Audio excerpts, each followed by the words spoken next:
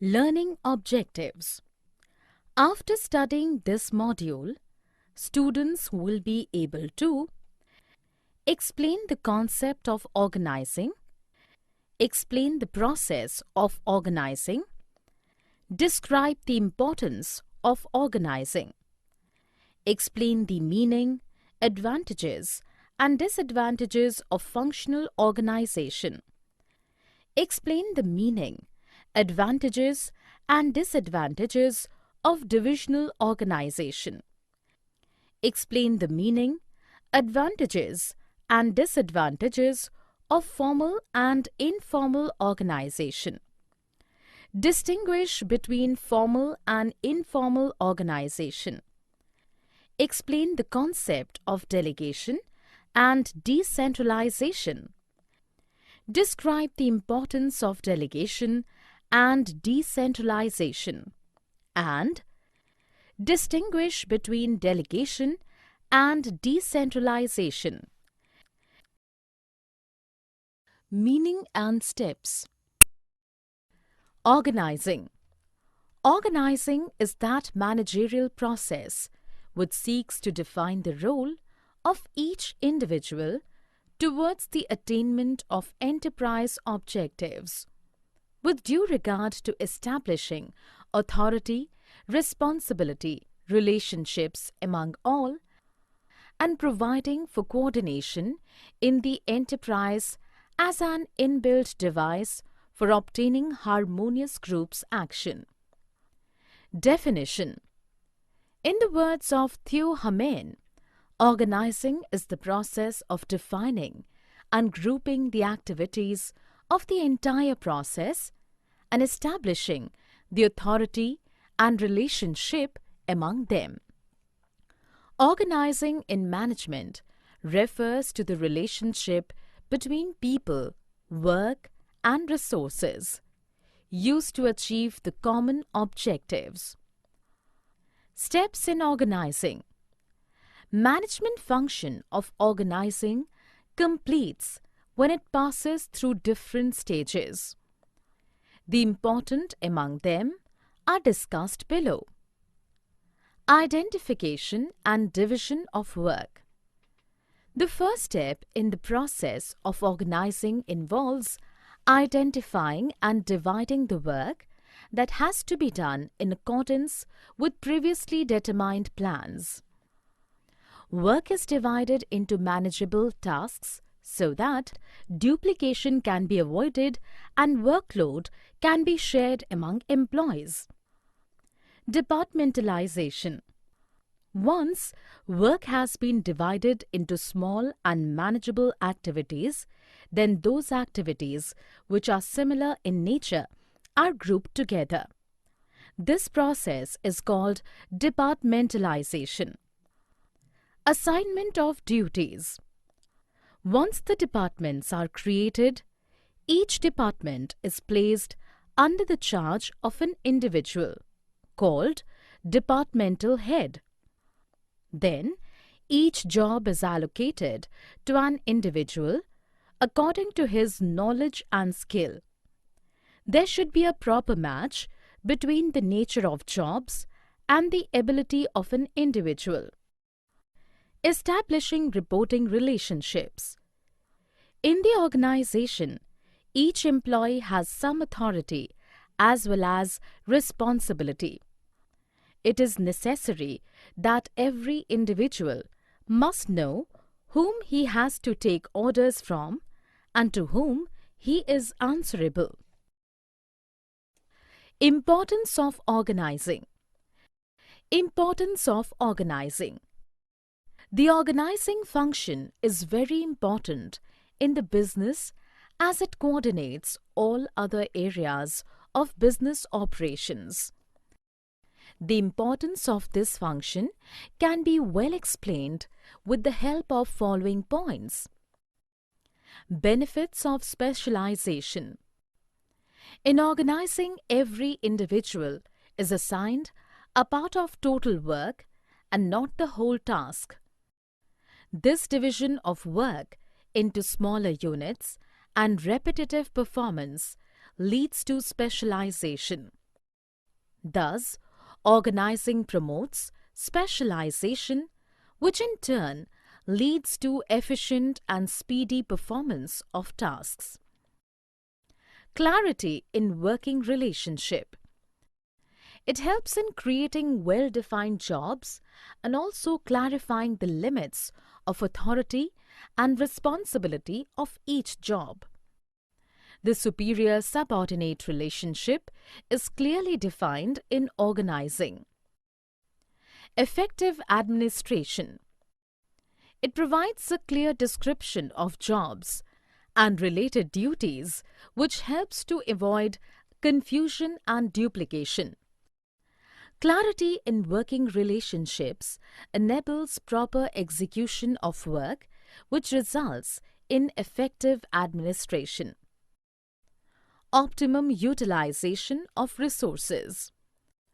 The proper assignment of jobs avoids overlapping or duplication of work. This helps in preventing confusion and minimizing the wastage of resources and efforts. Adoption to change. A properly designed organizational structure is flexible, which facilitates adjustment to changes in workload caused by change in external environment related to technology, products, resources, and markets. Development of personnel. Sound organization encourages initiative and relative thinking on part of the employees. When managers delegate their authority, it reduces their workload, so they can focus on more important issues related to growth and innovation. This also develops the subordinate's ability and helps him to realize his full potential.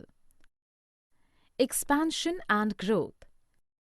It helps in growth and diversification of an enterprise by adding more job positions, departments, products lines, new geographical territories, etc. Organization structure. Structure of organization.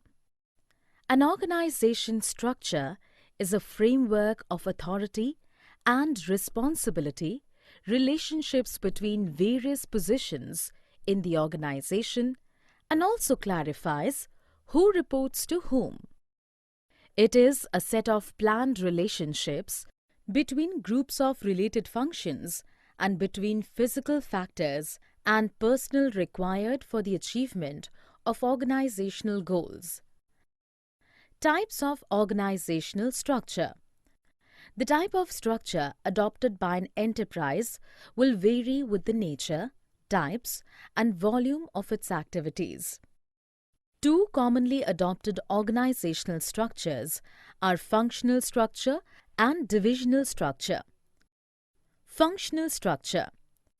In functional structure, activities are grouped and departments are created on the basis of specified functions to be performed. Activities related to a function are grouped into a single unit with a view to give a well-defined direction to the whole group. For instance, in an industrial enterprise, the major functions like production, finance, marketing, and personnel may be grouped into different departments.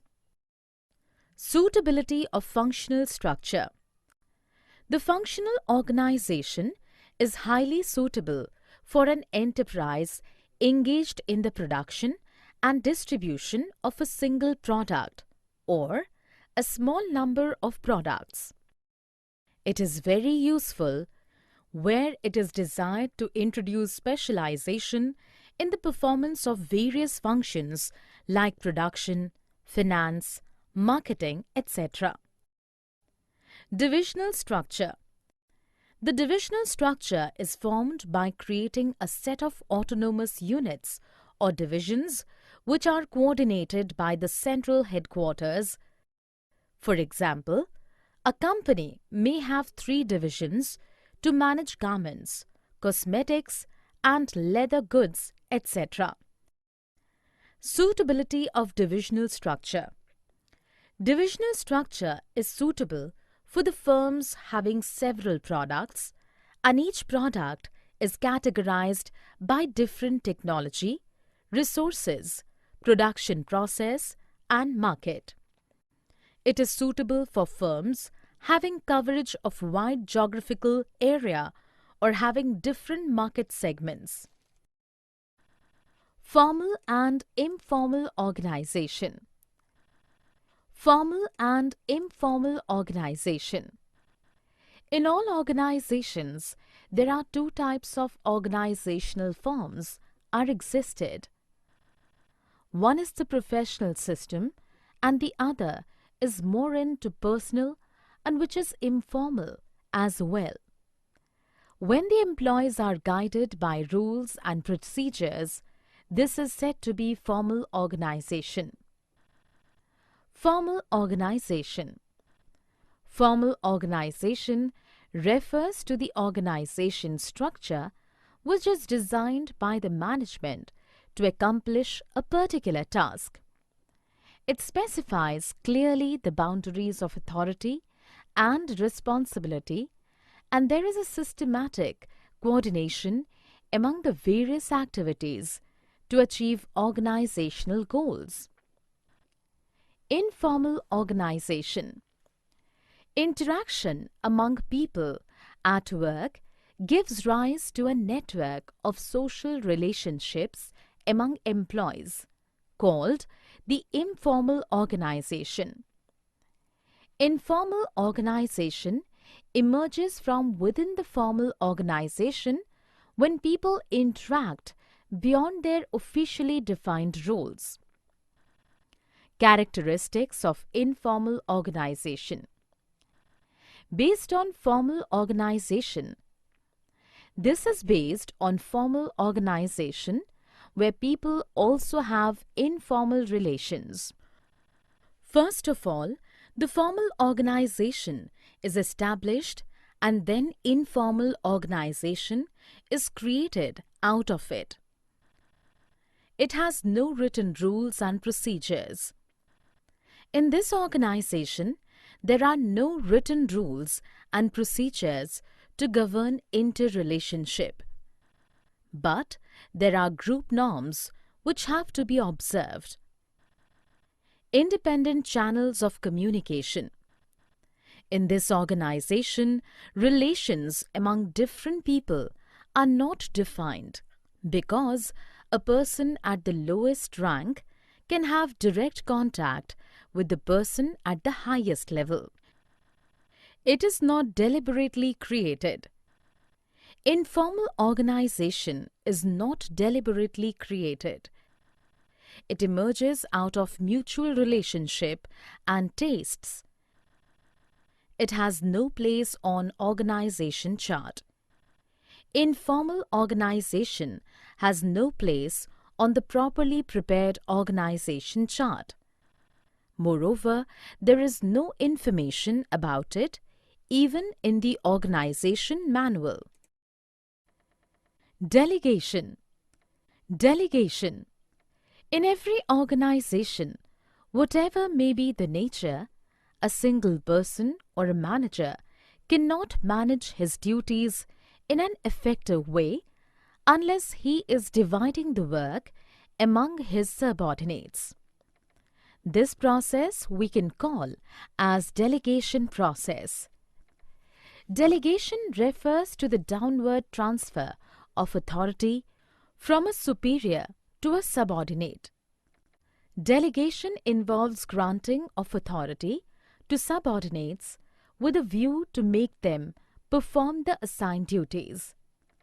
It enables the managers to distribute their workload of work to others and concentrate on important functions which only they can perform better. Elements of delegation. The basic elements of delegation are authority, responsibility, and accountability. Authority. Authority refers to the right of an individual to command his subordinates and to take action within the scope of his or her position. Authority is needed to discharge a given responsibility.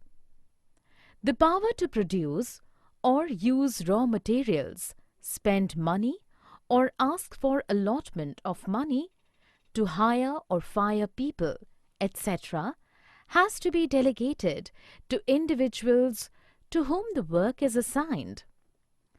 Responsibility. Responsibility refers to the obligation of a subordinate to properly perform the assigned duty.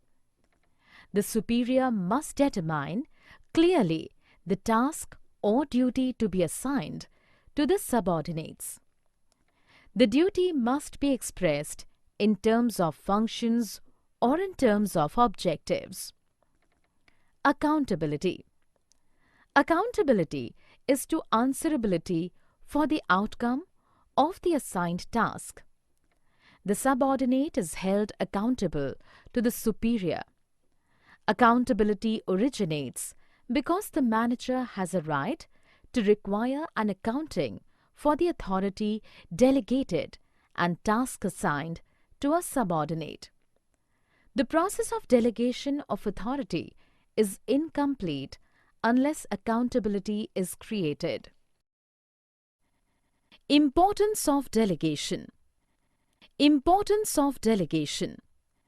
Delegation ensures that the subordinates perform tasks on behalf of the manager, thereby reducing his workload and providing him with more time to concentrate on important matters. Effective delegation leads to the following benefits. Effective management. By delegation, managers pass their routine work to their subordinates. So, they get more time to concentrate on more important matters. This will help them to excel in new areas and be more efficient and effective. Employee development. In the process of management, the work is passed on to the employees. This gives them opportunity to use their talents and increases their experience. It makes them better leaders and decision makers. Thus, delegation helps in preparing better future managers. Motivation of employees. When a superior passes on the responsibility to his subordinate, it is not merely sharing work, but also sharing trust. This develops a feeling of belongingness and commitment for the subordinate. It improves his confidence and he feels encouraged to improve his performance. Facilitation of growth. While passing on a responsibility and authority, managers have to take care of the qualification and capability of the employee. This division of work and specialization provides a ready workforce to take the leading position in a new venture and thus help in the expansion of the enterprise. Basis of management hierarchy. Delegation establishes authority, responsibility, relationships between employees. The degree and flow of authority determines who is to report to whom. It also decides the power enjoyed by each job position in the organization. Decentralization. Decentralization. Decentralization means delegation of authority at every level. It is the even and systematic distribution of decision-making authority to the lowest level of management. Under decentralization, every employee working at different levels gets some share in the authority. Importance of decentralization. Decentralization is a fundamental step and its importance can be understood from the following points. Develops initiative among subordinates. It helps to promote self-reliance and confidence amongst the subordinates. This is because lower managerial levels have been given freedom to take their own decisions, and they learn to depend on their own judgment. It also helps to identify those executives who have the potential to become dynamic leaders. Develops managerial talent for the future. Formal training, along with experience of handling independent assignments, helps to create a reservoir of qualified and capable managers who can take up more challenging positions in the upcoming ventures of the organization. Quick decision making.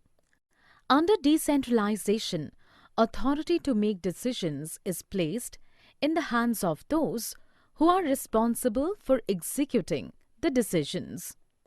Since decisions are taken at levels nearest to the point of execution, there is no delay or distortion of information.